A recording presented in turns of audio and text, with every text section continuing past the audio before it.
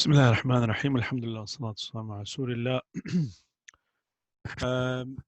Udhiya or Qurbani is a great action. It's a sunnah of Prophet Ibrahim alayhi salatu wasalam. When Prophet Muhammad sallallahu alaihi wasallam was asked as to what was this adahi and slaughtering animals and qurbanis, so he said that this is basically the sunnah of your father Ibrahim alayhi salam. And they said, Ya Rasulullah, what are we going to get for them? And he said that for every single hair on that animal's body, or for every single thread of the wool that the animal has, like a sheep, you will get a reward. You will get a hasana.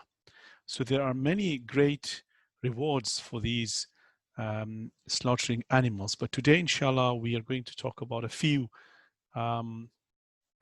important and basic masail, basic issues about them that often people ask and they come in their minds. So Udhiya is the name given to the animal slaughtered for the sake of Allah, and this is done during the Eid al-Adha days, and it is also known Qurbani in some languages. Now, who needs to slaughter? Well, basically Udhiya is compulsory upon every sane Muslim adult who is not traveling. Okay, so if somebody is traveling, it's not fard on him if he is in safar. Now, that has to be male or female, and they should own the nisab, which is beyond his or her basic needs during days of Udhiya. Now, what is the nisab? Okay, so basically nisab is the minimum threshold of wealth a person owns, at which point Udhiya becomes compulsory. And the amount that the Sharia stipulates is either 87.4 grams gold or 612.3 grams of gold, silver.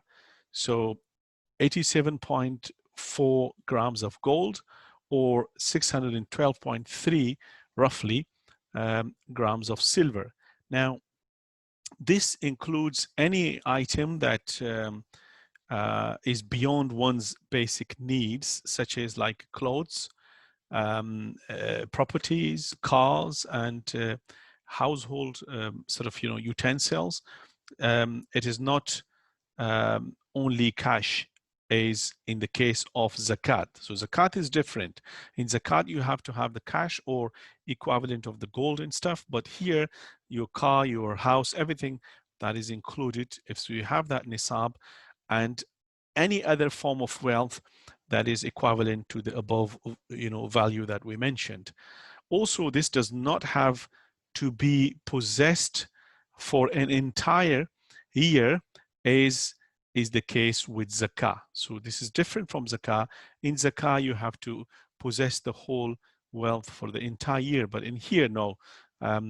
Even if you have it for one day, but you possess it within the days of Udhiya. Now, what are the days of Udhiya? Basically, after Eid Salah, it starts after Eid Salah, which is on the 10th of Dhul Hijjah, okay, and until the 12th of Dhul Hijjah. So 10th, 11th, and 12th, Ayam Tashriq. These are Ayam Nahar, rather, these 3 days. And also, there's a question. People say, well, am I required to carry out Udhiya on behalf of my wife or and children and so on?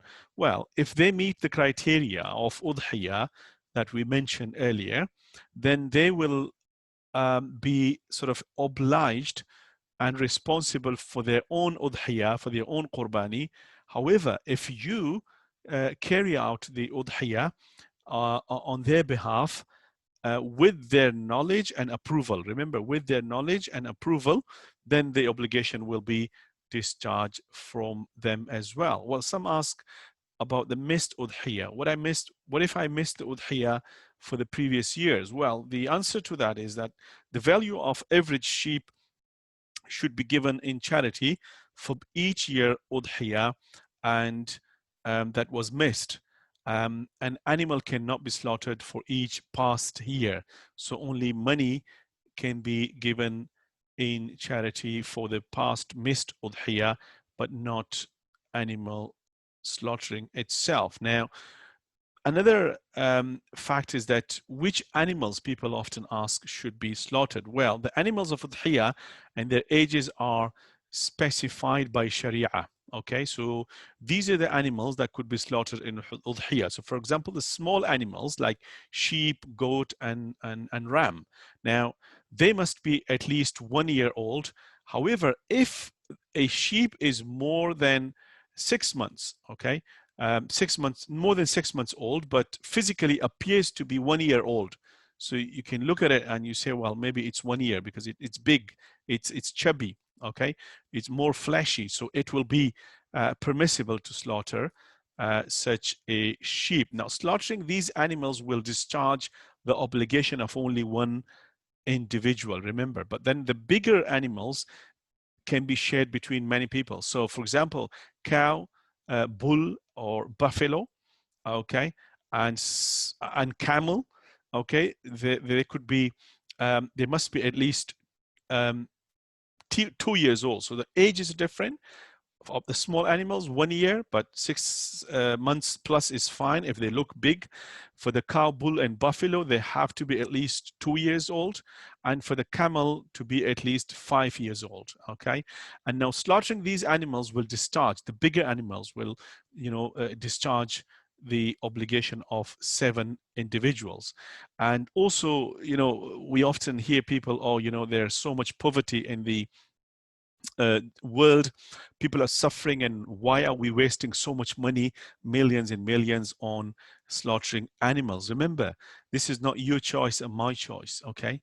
We cannot spend our time voluntarily for anything else and thinking that, oh, our Hajj is discharged, our Hajj obligation is being discharged because we paid the money to charity. No, it won't happen. Same way, the Qurbani obligation is not going to be discharged by donating your money to a charity or charitable causes.